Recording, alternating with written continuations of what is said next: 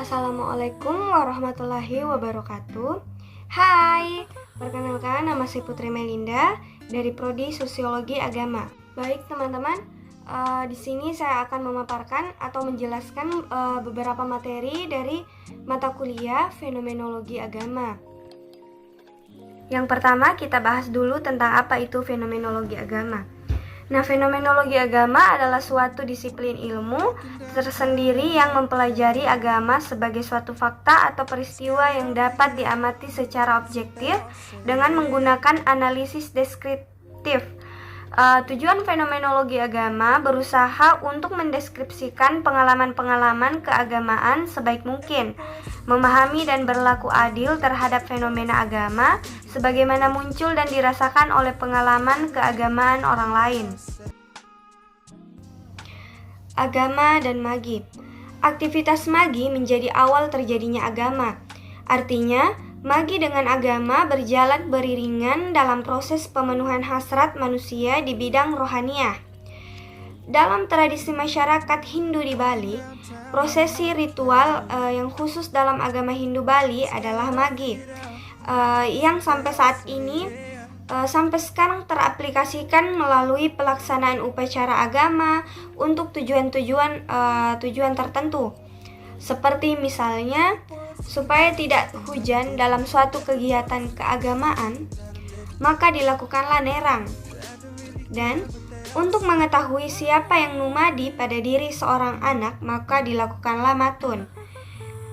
Sedangkan agar pekarangan rumah beserta manusia yang tinggal di rumah itu terhindar dari mara bahaya, maka ditanamlah pesikepan di pekarangan. Bahkan menanam pohon-pohon tertentu untuk tujuan menetralisir kekuatan-kekuatan negatif. Adalah sinergitas antara magi dengan agama. Intinya, antara magi dengan agama terdapat persamaan pengakuan terhadap kekuatan gaib, baik yang berasal dari perilaku imitatif, praktisi magi ataupun yang disandarkan pada makhluk kelas tinggi, dengan bersama-sama mewujudkan tujuan memenuhi kebutuhan manusia dalam konteks spiritual. Dengan demikian, dapat dikatakan bahwa praktik-praktik magi dalam kehidupan manusia yang telah ada sejak zaman purba zaman purba inilah kemudian berkembang menjadi tradisi hidup beragama.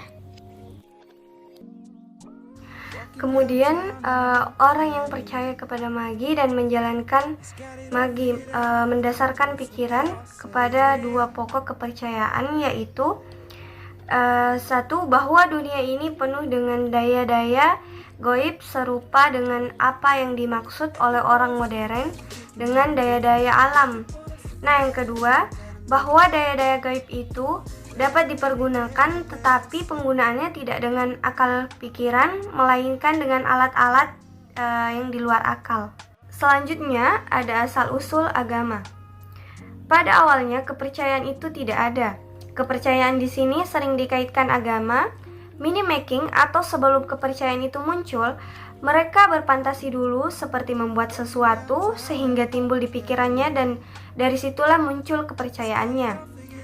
Agama dan kepercayaan adalah hal yang bisa dibedakan. Kepercayaan itu hal alami, secara langsung manusia yang telah memiliki kepercayaan, maka orang lain menganggapnya telah beragama. Agama berawal dari peradaban manusia zaman dahulu yang tidak memiliki kepercayaan. Dengan hal demikian, seiring berjalannya waktu, manusia zaman dulu mulai menyembah beberapa benda-benda seperti patung, batu yang dianggapnya keramat. Hingga akhirnya terciptalah kepercayaan yang berkembang menjadi agama. Yang saya akan bahas tentang agama dan manusia. Di sini dimaksudkan apakah ada hubungan agama dan manusia, atau agama dan manusia itu dapat dipisahkan atau tidak. Nah, jadi di sini manusia dengan agama itu merupakan suatu hal yang tidak bisa dipisahkan. Agama telah menjadi bagian dalam kehidupan manusia di Indonesia. Memeluk atau menganut sebuah agama adalah menjadi sebuah keharusan bagi setiap orang. Hal itu disebabkan karena Indonesia adalah negara yang berketuhanan atau berdasarkan pada kepercayaan kepada Tuhan Yang Maha Esa. Selanjutnya ada definisi agama secara eksplisit atau secara tegas. Nah, secara eksplisit, agama merupakan pedoman bagi setiap orang dalam berperilaku. Agama menjadi sumber ajaran bagi setiap orang dalam berbuat atau bertindak. Dalam dalil agama, setiap orang harus selalu berbuat yang baik guna mendatangkan dampak yang baik pula bagi dirinya. Demikian pula sebaliknya, setiap orang itu harus menghindari bahkan meniadakan perbuatan yang tidak baik atau buruk untuk menghindari dampak yang buruk untuk dirinya juga sendiri dan kehidupannya.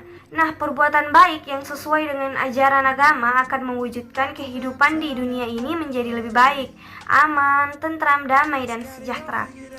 Agama ialah suatu jenis sistem sosial yang dibuat oleh penganut-penganutnya yang berporos kepada kekuatan-kekuatan non-empiris yang dipercayainya dan didayagunakannya untuk mencapai keselamatan bagi diri mereka dan masyarakat luas umumnya.